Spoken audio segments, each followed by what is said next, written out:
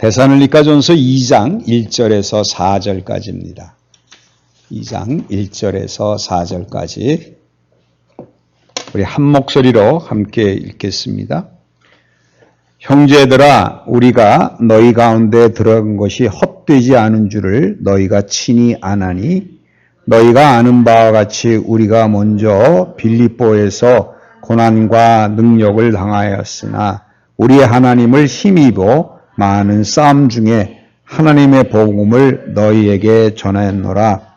우리의 권면은 간사함이나 부정함에서 난 것이 아니요 속임수로 하는 것도 아니라 오직 하나님께 옳게 여기심을 입어 복음을 위탁받았으니, 우리가 이와 같이 말함은 사람을 기쁘게 하려 함이 아니요 오직 우리 마음을 감찰하시는 하나님을 기쁘시게 하려 함이라. 아멘.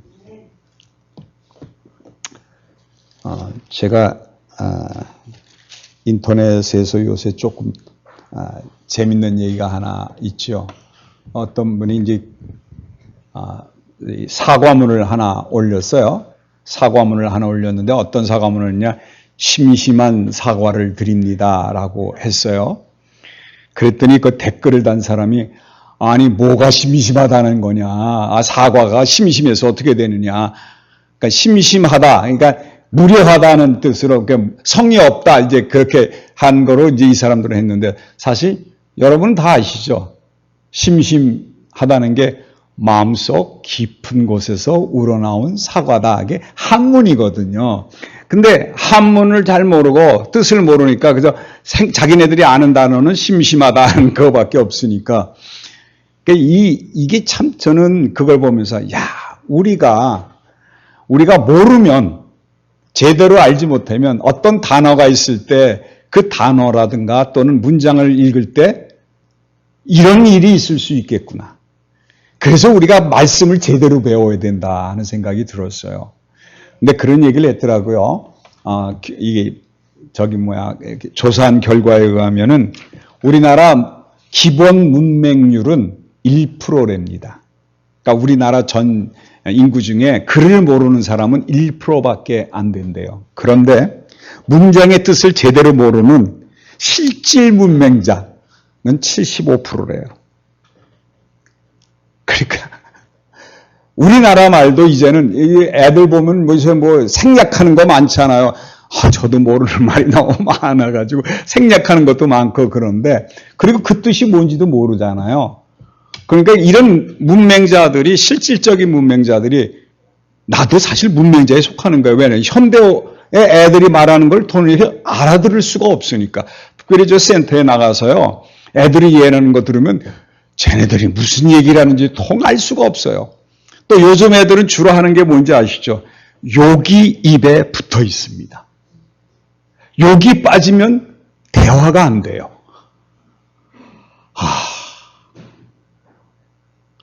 그래서 이런 세상이니까 뭐 어쩔 수 없겠죠. 그렇게 되는데, 근데 또 어떤 분이 또 그런 얘기를 했더니, 뭐 요즘 세상 하도 변하는데, 세상이 변화가는데 그걸 쫓아가야지, 그거를 그냥 뜻도 제대로 모르고 댓글을 단 사람들이 참 잘못이지, 제대로 사전만 한번 찾아봐도 그런 걸 깨달았을 텐데, 그렇게 그냥 지가 아는 게 최고라고 생각하는 게 잘못이었다라고 이제 이렇게 가다듬어 얘기하는데, 저는 우리 믿는 자들도 마찬가지라고 봅니다. 여러분, 성경을 제대로 알아야 된다는 거죠. 말씀이 무슨 말씀인지 정확하게 알지 못하면 우리도 어떻게 될 수 있어요? 성경을 읽는 1%의 문맹자 가운데는 안 들어가지만, 우리도 성경을 읽고 무슨 말인지 이해를 하고 다 알들지만 실질적인 하나님의 뜻이 무엇인지 깨닫지 못하는 경우가 우리에게 나타난다 그러면, 우리도 실질적인 문맹자 75%, 사실 우리 교회 안에는 75% 이상인 것 같아요. 무슨 말인지도 모르잖아요. 여러분, 저하고 이렇게 이제 말씀을 나누지만, 말씀을 나눠서 또 들어보면 여러분이 생각하고 영 다른 얘기를 제가 하는 경우도 많이 있고, 또 여러분 너무 모를 때 와서 질문해 보면 자기들이 아는 생각과 제가 설명하는 것과 영 다른 경우가 허다하잖아요. 그래서 뭐가 필요하냐면요. 말씀을 읽고 묵상을 하는 게 필요해요. 그래서 거기서 주는 뜻이 무엇인지 이걸 정확히 우리가 알아야 되고요. 그걸 우리가 알아내지 못하면은요. 정말 우리가 허공에 뜬. 그래서 오늘 여기 보면 그랬어요. 첫 번째. 형제들아 우리가 너희 가운데 들어간 것이 헛되지 않은 줄을 너희가 친히 아나니 라는 말로 시작했잖아요.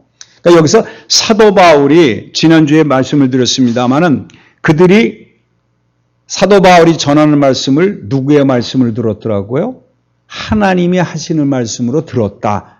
그런 얘기를 말씀을 들었잖아요. 그러니까 그 사람의 말로 받지 아니하고 사도 바울이 전하는 말씀이 하나님의 말씀이라는 것을 알게 되니까 사도 바울이 한 얘기가 헛되이 허공에 뜬 얘기가 아니라 너희 마음속에 들어가서 너희들이 변화받아 믿음이 무엇인지 확실히 잡은 것을 알게 되니까 너희들은 이미 알지 않느냐. 이제 그 얘기를 한 거예요. 저도 저는 이 교회에 와서 여러분하고 이렇게 설교를 하고 또 성경 공부를 하고 이렇게 말씀을 나눌 때 제가 깨닫고 하나님 말씀을 전해 주셨을 때 헛되이 들어가지 않은 것을 제가 너무 잘 알아요. 그러니까 여러분 이거 굉장히 중요합니다. 우리가 누가 말씀을 전할 때 그게 정말 하나님의 말씀이면 내치지 않는 것. 내가 그렇게 생각하지 않아도 그 말씀이 진리인 것 같으면 받아들이는 것, 내 안에 들어오게 하는 것. 이게 믿음의 시작이에요. 근데 우리는 너무나 이 머리가 굳어 있어요. 너무나 굳어 있어요. 그래서 한쪽 면만 생각할 때가 너무 많아요. 그러니까 무슨 예수님이 기적 일으키고 뭐 어떤 분이 뭐 교회 와서 뭐 11조를 냈더니 뭐 복권이 당첨됐다는 등 뭐 이런 얘기 들으니까 그 11조를 잘해야 되고 뭐 헌금 잘해 이런 식으로 하다 보니까 제대로 알지 못하는 거예요. 그러니까 헛되이 말씀이 들려온 거예요. 헛된 것들이 들어간 거예요. 우리가 한 면을 보면 그럴 수가 있어요. 내 좋아하는 것만 생각하면. 제가 오늘 하나 기가 막힌 말을 하나 들었는데요. 사랑에는 이별이 숨어 있다. 우리가 사랑하면 모든 게 다 좋을 것 같고 막 그러잖아요. 근데 사랑에는 뭐가 숨어 있느냐? 이별이 숨어 있대요. 그러니까 사랑하는 자들에게는 이별이 항상 있을 수밖에 없는 거라는 거를 우리가 모르면 사랑이 좋은 줄 알고 사랑이 단 줄 알고 그러니까 우리의 목적이 어디에 꽂히게 되면 그게 최고인 줄 알고 그게 진짜 믿음인 줄 알고 거기에 빠져들어가게 되면은 여러분 하나님 말씀이 헛되이 들어간 것 같아요. 그러므로 여러분 성경을 보시면서 내가 가지고 있는 관념이 다를지라도 정말 그것이 진리의 말씀인지 여러분 베레아 사람 아시잖아요. 베레아 사람들은 어떻다고요? 데살로니가에서 이제 내려가서 이제 베레아 사람들에게 하는 얘기가 베레아 사람들은 그들이 깨달음이 좋아서 지혜가 있어서 말씀을 듣고 성경에 그러한가 살펴봤다는 말이 있어요. 그 베레아 사람 칭찬했거든요. 여러분 그게 정말 필요해요. 성경이 얘기하고 정말 우리가 허공에 뜬 얘기, 헛된 얘기에 마음에 담아두지 마시고 하나님의 진리의 말씀이면 얼른 깨달으셔야 돼요. 내 거를 버리고 그게 하나님의 뜻이 무엇인지를 알고 그래서 여러분 말씀을 듣고 그 말씀이 나에게 평안을 주는 말씀이고 그것이 내 마음에 들어와서 하나님이 이끄심을 깨닫게 된다 그러면 그거야말로 진짜 복음이라는 걸 꼭 기억하셔야 돼요. 내 뜻에 안 만들어가지고 여러분 가만 보면요. 여러분 기도하면서 왜 교회 나오면서 힘들어하는 이유가 뭔지 아시죠? 내가 원함을 기도했는데 들어지지 않을 때. 옆 사람은 승승장구하는데 나는 안 될 때. 암을 걸렸는데 기도했더니 저 사람은 낫는데 나는 날이 갈수록 점점 힘들어질 때. 이럴 때 그러니까 이게 잘못된 거라는 거죠. 하나님은 어떻게 하실 수도 있어요? 암을 낫게도 하실 수 있고요. 암을 통해서 우리를 데려가실 수도 있고요. 그건 하나님의 뜻에 있는 거지 내 뜻에 있는 건 아니거든요. 그러니까 여러분 그런 거를 잘 기억하셔야 돼요. 그렇게 되면 하나님의 말씀이 내 안에 오게 되면 걸려도 평안하고요. 나도 좋고요. 죽으면 더 좋고요. 저는 죽는 게 더 좋은 것 같아. 아픔이 없잖아요. 고통도 없고. 얼마나 좋아. 이 암 걸린 사람은 항상 주의하는 게 있죠. 재발할까봐. 오늘 어떤 분이 오셨는데, 자기는 지금 요양원에 계신, 그 요양병원에 계신 분이 한 분 오셔서 이제 뭐 짐을 가지고 와서 이렇게 정리하는데, 그분이 하시는 말씀이 여기 온 지 2년 되셨대요. 근데 자기가 무슨 암이냐니까 대장암이래요. 대장암은 다 났는데 간으로 이전이 됐대요. 그래서 지금 계속 항암 치료를 받는데 항암 치료 받고 나면 막 몸이 죽고 뭐 힘들다고 또 그래요. 그러니까 여러분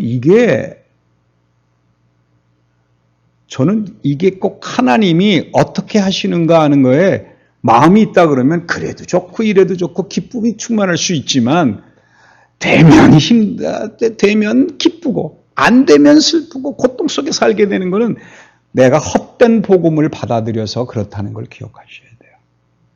그러므로 우리는 정말 필요한 게 뭐예요? 헛되지 않은 줄. 여기 보세요. 2절에 그랬어요. 왜 헛되지 않은 것을 깨닫는고 하니 너희가 아는 바와 같이 우리가 먼저 빌립보에서 고난과 능욕을 당하였으나 하는 얘기가 나오는데 이건 사도행전 15장 16장에 가면 나옵니다. 16장 17장에 가면 계속 나오는데 거기에서 보면은 이제 사도행전 16장에 보면 그러거든요. 빌립보에 이르러서 마게도냐 지방의 첫 성이요 로마의 식민지라 이 성의 수일 유하다 하면서 거기서 복음을 막 전합니다. 전했더니 핍박이 들어와 가지고 할 수 없이 내려간 것이 어디냐? 데살로니가로 내려간 거예요. 그러니까 핍박을 받아서 데살로니가를 간 거예요. 그러니까 왜 데살로니가 사람들이 사도 바울이 왜 온 줄 안 거예요. 핍박을 받아서 왔다는 거예요. 그리고 데살로니가에서도 어떻습니까? 또 핍박을 받아서 석 주 만에 또 나가잖아요. 그러니까 사람들이 생각하기에 이게 저 복음을 전하고 말씀을 제대로 전하는데 저렇게 쫓겨나고 능력만 당하고 이렇게 고생만 하고 옥에 가둠을 받고 여러분 잘 알지만 16장 보면은 16장에는 뭐가 나옵니까? 감옥에 갇히는 얘기가 나오거든요. 그 감옥에 갇히는데 제일 유명한 얘기가 있죠. 그 16장에는 그게 이제 순복음교회 표어입니다. 제가 이제 순복음교회가 서대문에 있었거든요. 옛날에 불광동에 있다 서대문에 나오는데 서대문에 교회 앞에 지나다 보면 현수막이 하나 걸려 있는 게 있습니다. 뭐 있는지 아시죠? 예? 그거는 나중 얘기고 붙여 있는 게 뭔지 알아요? 주 예수를 믿으라. 그리하면 너와 너희 집이 구원을 얻으리라. 그거예요. 처음에 현수막 걸린 건 그거였어요. 사랑하는 자여는 조금 나중 얘기고 먼저는 그게 나왔어요. 주 예수를 믿으라. 그리하면 너와 너희 집이 구원을 얻으리라. 딱 붙어있는 거예요. 제가 그게 인상이 너무 깊어서 요 구절만 생각하면 항상 순복음교회 생각이 납니다. 제가 이제 그 대조동이라고 불광동에서 살았거든요. 그러면서 이제 그 서대문을 거쳐서 교회도 가기도 하고 시내 나오려면 꼭 지나가는데 서대문 그 사거리에 있는데 딱 그게 붙어있어. 그게 왜 나왔어요? 감옥에 갇혀서 간수한테는 얘기였거든요. 감옥 문이 열렸는데도 도망가지 않고 그러니까 감옥에 갇히기도 하죠. 그런데도 불구하고 주 예수를 믿으라고 하는 그 복음을 전하는 것들을 보면 잘못하면 많은 사람들이 예수 믿으면 저거 너무 힘들고 예수 믿는다고 저런 능력 당하면 그게 예수 믿어도 돼. 그러니까 바울이 전하는 거는 복음이 아니야. 아니 하나님을 믿는데 왜 우리가 가난하게 살아야 되고 왜 하나님을 믿는데 모든 게 이게 어렵게 말이지 예수 그리스도를 통해서 하나님을 믿었더니 핍박이 오고 고난이 오고 그렇다면 예수 안 믿어 이럴 수 있는데도 불구하고 그런데도 불구하고 전했더니 그들이 어떻게 됐어요? 복음을 하나님의 말씀으로 받아들였다는 거예요. 왜 그랬냐? 거기 나오는 것이 3절에 나오죠. 우리의 권면은 간사함이나 부정에서 난 것이 아니요 속임수로 하는 것도 아니라 그랬어요. 여러분 이 내용을 잘 보면 간사함이나 이 감사한 것은 결국 뭔가니 잘못된 견해나 교훈을 얘기합니다.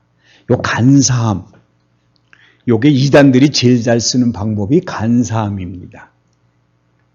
어떻게 하죠? 여러분,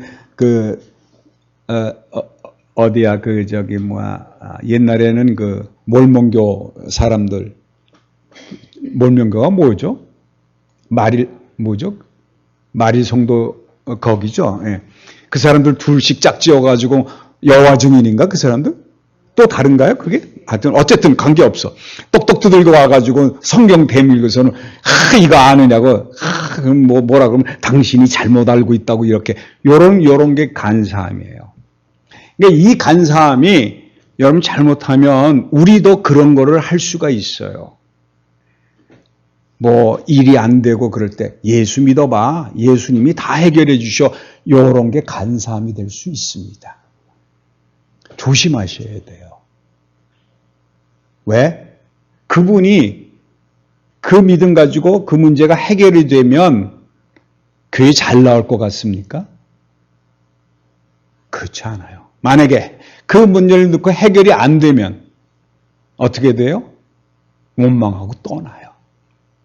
그러니까 그거보다 중요한 게 사실은 주 예수를 믿으라 그리하면 너와 너희 집이 구원을 얻으리라 이게 더 중요한 거예요. 이게 먼저 와야 그게 먼저 오게 되면 구원함을 받고 나게 되면 그리스도가 내 안에 있게 되면 그 다음에 오는 게 뭐예요? 하나님이 주시는 능력과 하나님 주시는 평안과 모든 것이 내 안에 겨하게 되니까 어떤 일이든지 원망 없이 만사형통이 되는 일이 납니다. 제가 이제 만사형통이라는 얘기를 이제 어디 가서 생각하면서 그 생각을 했어요. 뭐라고 얘기하는 거예요? 만사형통하면 여러분 무슨 생각 납니까? 모든 일이 원하는 대로 다 풀리는 게 만사형통이라고 생각하죠? 그게 아니에요. 모든 일이 어떻게 되든지 상관없이 내 마음이 편해지는 것이 만사형통이에요. 그렇죠. 일이 잘 돼도 마음이 평안하고 일이 못 돼도 마음이 평안하면 그 일은 뭐 통과된 거죠. 이게 주 안에서 만사형통이에요. 주님만 여러분 안에 있으면요. 만사형통이 일어납니다. 환경이 변화되는 게 아니라 내 마음이 변화가 돼서 형통한 일이 일어나는 거예요. 그게 예수 믿는 재미예요. 내 마음대로 돼도 좋고 안 돼도 좋고. 그 만사형통이죠. 여러분 지금 다 만사형통 가운데 살지 않습니까? 얼마나 만사형통이에요. 지나고 나면 다 어떤 거예요? 하나님 다 해주신 걸 알게 되잖아요. 근데 왜 그때는 모를까요? 지나간 게 그렇다 그러면 앞일도 어떻습니까? 뭐 걱정할 건 뭐 있어. 죽으면 되지 뭐. 그 다음에 여기 두 번째 보면 부정에서라는 말은 불순한 동기로 하는 게 부정에서 하는 거예요. 부정. 그러니까 불순한 동기로 하는 게 뭐가 있냐면요. 신천지나 이런 데나 그런 데 보면은 다 가서 전도하는 이유가 뭔지 아시죠? 그 여호와 증인 같은 경우에는 왜 전도하는지 아세요? 그들이 전도해가지고 14만 4천, 저기 어디야? 어디지?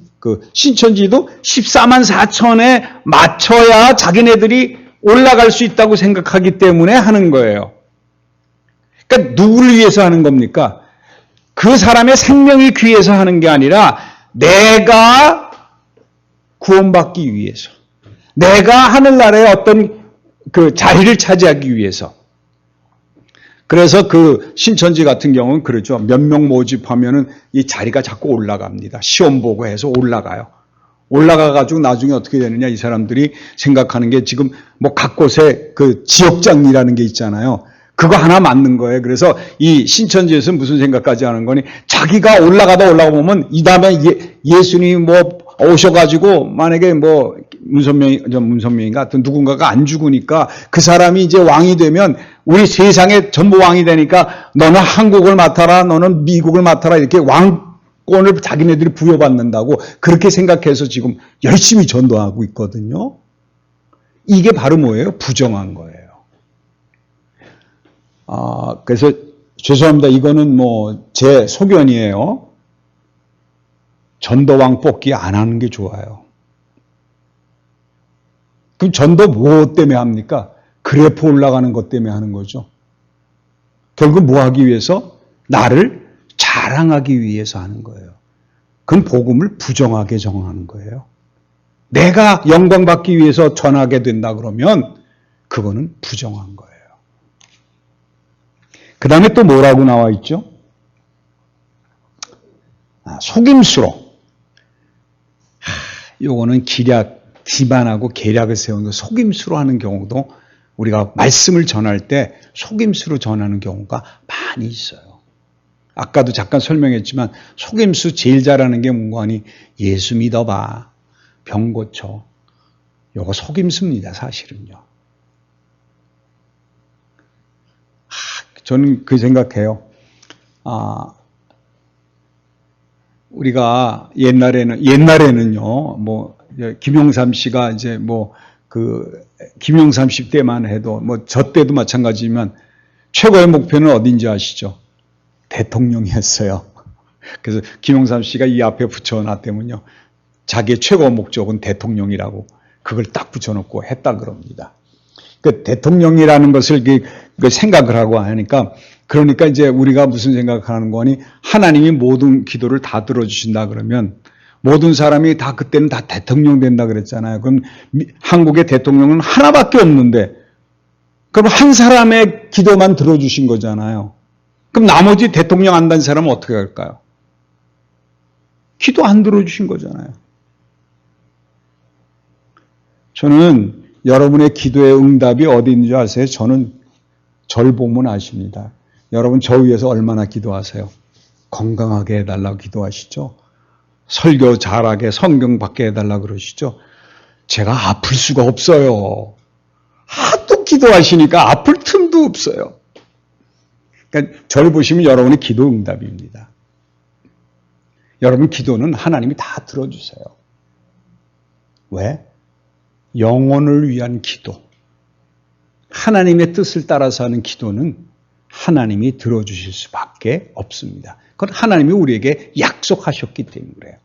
그러므로 속임수로 하지 마십시오. 짐작해서 복음을 전하시면 안 됩니다.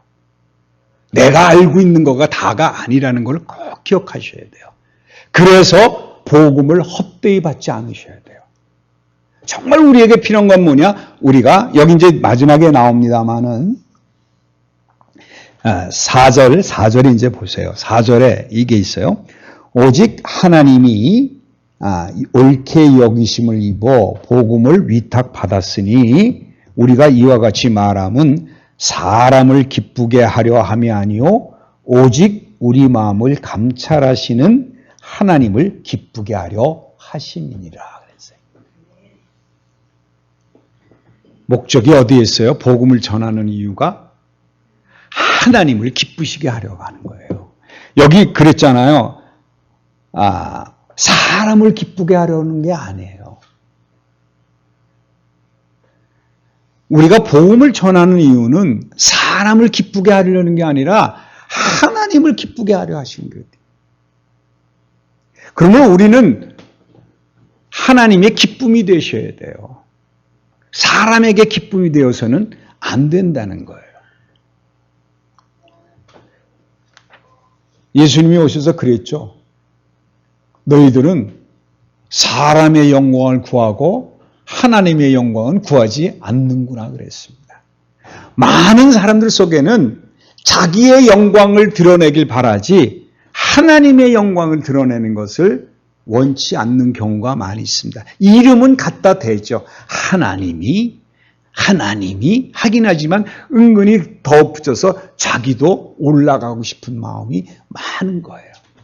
왕을 태워가는 낙이나 똑같은 겁니다. 여러분 그 말 잘 알잖아요. 막 난리치니까 왕이 오시니까 그러니까 이 말이 어떻게 해요? 야 나를 좋아하는구나 그래 하고 올라서도 왕 떨어뜨려서 그 말은 죽어버리고 말잖아요. 우리가 그러기 쉽다는 거예요. 여러분 복음을 전하실 때 하나님이 우리를 옳게 여기셔서 여러분이 예수 그리스도를 믿고 구원받은 자가 돼서 이렇게 하게 되면 이제 하나님이 여러분을 옳게 보셔서 하나님의 말씀을 여러분 안에 주십니다. 그 헛되이 받지 않게 되면 우리는 이제 그때 뭐 하게 되느냐? 하나님의 복음을 위탁받은 자가 되는 거예요. 그러면 이제 우리가 나가서 일하게 되는데 그렇게 되면 사람을 기쁘게 하는 게 아니고 누구를 기쁘게 해야 돼요? 하나님을 기쁘시게 해야 되는 거예요. 그런데 왜 그러느냐? 하나님은 그 말씀을 우리 마음을 감찰하신다 그랬어요. 여러분, 저는 이 말씀이 굉장히 중요한데 하나님이 우리를 감찰하신다는 얘기는 이런 뜻이 있습니다. 마음을 시험하시는 하나님.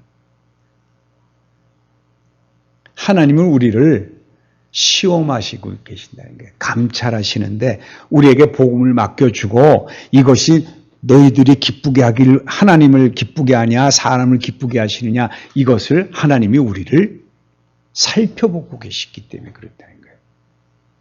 이게 중요한 게 뭐니? 하나님은 살아계시고 하나님이 지금도 역사하시고 나와 함께 하신다는 것이 믿어지는 사람은 하나님이 우리를 늘 살펴보고 계신다는 것을 알게 됐다는 겁니다. 하나님은요, 우리와 함께 하시기 때문에 우리를 감찰하신다 그러니까 꼭 우리를 무슨 테스트하고 뭐 이러는 게 아니라 항상 우리를 살펴보시고 우리를 올바른 길로 가시기로 감독하고 계신 것을 얘기합니다. 여러분, 그 축구에도 그렇고 감독이 있고 다 그렇잖아요. 감독이 지시한 대로 하기도 하지만 어떨 때 보면 감독이 지시한 대로 하더라도 잘 하지 못하는 경우가 선수들이 많잖아요. 그러니까 우리도 그런 것이 있어요. 그러니까 하나님이 우리를 감독하시고 뭐 지켜보시고 지금 어떻게 사는가 이렇게 해가지고 꼭 그거를 갖다가 뭐 우리를 벌주려고 감찰하신다 이런 뜻이 아니라 우리를 항상 살펴보시고 올바른 길 가시도록 우리 마음속에서 지시하여 주시는 것이 감찰하시는 겁니다. 하나님은 우리 마음을 늘 알고 계시기 때문에 우리가 어떤 마음으로 복음을 전하는지 또 어떻게 하시는지를 항상 우리 마음도 잘 알고 계시기 때문에 우리 마음을 다른 것도 아니에요. 어디를 감찰하세요? 우리 마음을 주장하신다는 거예요. 그러면 우리는 어떻게 해야 돼요? 하나님이 주장하시고 나를 함께 하신다는 것을 믿고 내 마음을 누구에게 드려야 되느냐? 하나님께 드려야 되는 거예요. 내 뜻대로 나가서 얘기하는 게 아니라 하나님의 말씀이 무엇인지 듣고 그 말씀 그대로 전하는 그런 축복된 삶을 우리가 살아야 된다는 거예요. 그게 하나님이 제일 기뻐하시는 거예요. 하나님은 하나님의 뜻대로 살기를 원하시고 있어요. 제가 늘 말씀드리지만 그 둘째 아들 나가서 이제 살잖아요. 그럴 때 제가 늘 생각하는 게 그거예요. 아버지는 그가 나갔을 때 그냥 내버려 두지 않고 어떻게 사는지 계속 사람들을 보내서 알아보고 거기서 오는 사람이 있으면 그 아들에 대해서 물어보고 그게 감찰이에요. 항상 마음을 열고 이 아들이 좀 돌아왔으면 좋겠는데 그런데 그 주염염에 먹었을 때 그가 다 했을 때 돼지 우리에 가서 먹을 때 그 아버지가 그걸 몰랐을까요? 알고 계셨어요. 이미 다 알고 계셨어요. 제가 왜 그런 추측을 하는 거 하니 상거가 먼데 라는 말은 아들인지 아닌지 알 수 없는데도 아들이 오는 거 보고 뛰어가서 맞이하잖아요. 그게 왜 그러느냐? 제가 생각할 때는 아버지는 알고 있었던 거예요. 그 아들이 지금 주염목금을 다 깨서 오는 걸 알고 있으니까 그러니까 나와서 기다리는 거예요. 지금 하나님도 우리를 이 땅에 보내주셔서 살게 하시면서 두 눈은 뜨시고 잠도 주무시지 않고 우리가 숨쉬는 숨소리 하나까지도 다 살펴보면서 얘가 정말 나를 기쁘게 하는 삶을 나에게 돌아와서 내가 기쁨이 되어야 되는데 나와 함께하면 내가 얼마나 기쁠 텐데 좀 기쁘게 했으면 좋겠는데 저게 어떻게 세상의 기쁨을 따라서 살고 있네. 좀 하나님은 우리를 그걸 그래서 올바른 길을 가고 그래서 말씀을 들려주고 사람들을 보내줘서 기쁨을 주시려고 항상 기다리고 계신다는 거예요. 여러분 제가 이곳에 와서 이렇게 여러분 전하고 여러분 와서 말씀을 듣지만 하나님은 지금 이 말씀 듣는 이 순간 여러분을 제일 기뻐하십니다. 왜? 말씀을 들을 수 있는 기회를 여러분에게 허락하셨는데 그걸 듣고자 여러분 나왔다는 그 사실, 하나님이 나를 알고 계시니까 하나님이 나를 사랑해서 이 자리에 오게 하셨구나 하는 것을 알게 하시기 위해서 여러분을 이 자리에 불러주셨다는 것을 기억하신다 그러면 하나님은 여러분과 함께 하시는 분입니다. 그러면 여러분은 이 세상에서 하나님이 허락하신 마음을 가지고 세상에 나가서 많은 사람들에게 복음을 전하는 참된 축복된 자들이 된다는 거예요. 그래서 그 많은 영혼들이 어디로 돌아오느냐? 아버지께 돌아오게. 아버지께 돌아오게. 저는 여러분이 그런 말씀을 위탁받은 자들입니다. 그러므로 여러분이 그리스도 예수와 함께 죽고 내 안에 그리스도가 살았다 그러면 이제는 이 마음을 누가 감찰하세요? 하나님이 감찰하신다. 다시 말하면 하나님이 주장하고 계신다는 걸 꼭 기억하셔서 내 뜻대로가 아니라 내가 원하는 대로가 아니라 나 스스로가 속임수에 넘어가지 말고 어떻게 해요? 부정한 마음을 품지 않고 올바로 주님의 말씀이 순종하는 삶을 산다고 하면 하나님은 여러분에게 항상 기쁨을 주실 거라는 거예요. 근데 하나님은 기쁨을 주실 뿐만 아니라 여러분이 있는 자리에서 어떻게 하는 것이 하나님을 기쁘게 하시는 일인지 여러분에게 눈을 떠서 무언가를 보게 하십니다. 그러면 찬양할 수 있으면 찬양도 하고요. 청소하실 수 있으면 청소도 하시고 그게 눈에 보이니까 하는 거예요. 왜? 하나님이 보게 하시기 때문에. 그러면 그건 기쁨으로 일할 수 있어요. 왜? 내가 하는 것을 통해서 누가 기뻐한다는 걸 알기 때문에 하나님이 기뻐하신다는 거 아니까. 그러니까 나는 사람이 기뻐하는 건 상관이 없어지는 거예요. 사람이 흉보는 거, 여러분, 사람이 기뻐하고 사람이 좋아한다는 거는 거꾸로 얘기하면 사람들이 싫어하고 꾸짖을 수도 있어요. 근데 그런 거가 상관없어요. 나는 누구만 좋으면 돼요? 하나님만 기뻐하시면 돼요. 저는 우리 교회에 정말 이제 점점 이 대살로니가 교회가 제가 말씀드렸잖아요. 석주 개척한 교회고 그래서 이제 걱정이 돼서 보내는데 이 말씀이 우리 교회가 이제 7년, 8년 돼가는 이 시점에 하나님이 우리를 향한 우리의 믿음을 다시 한번 상기시켜주고 우리의 삶이 누가 기뻐하는 삶으로 살아라. 하나님을 기뻐하는 삶을 살아라. 그걸 우리가 깨닫게 하기 위해서 데살로니가 전서를 우리에게 보여주신 거라고 생각을 합니다. 여러분 계속해서 여러분 속에 있는 하나님이 여러분의 마음을 감찰하고 계신다는 것을 기억하고 하나님의 능력으로 이 땅을 살아가며 하나님의 말씀을 전파할 수 있는 참된 축복된 삶이 사라질 줄 믿습니다. 기도하겠습니다. 하나님의 은혜를 다시 한번 감사드립니다. 우리가 주님을 찬양할 수 있게 축복해 주시고 오늘도 이 자리에 나와서 헛된 복음이 아니라 참된 복음을 받아들여서 하나님을 기뻐하게 하시는 삶이 무엇인지 알게 하시니 감사합니다. 우리가 능력을 당하고 고난을 당하지만 그럼에도 불구하고 우리는 하나님의 말씀을 전할 수밖에 없는 자들입니다. 우리에게 맡겨진 것들이 내가 힘들고 어렵다고 해서 그것을 내 마음대로 전하는 것이 아니라 성령이 내 안에 주심으로 말미암아 하나님의 말씀을 그들에게 선포할 수 있도록 축복해 주시고 우리의 삶이 기쁨의 삶이 되므로 우리의 삶을 본받는 자들이 많이 늘어나서 하나님 나라에 충성된 백성들이 될 수 있고 되었다는 것을 고백하는 삶이 사라지게 축복해 주시옵소서. 오늘도 우리와 함께 하셨고 우리에게 말씀을 주신 걸 감사하며 우리 주 예수 그리스도 이름으로 기도합니다. 아멘.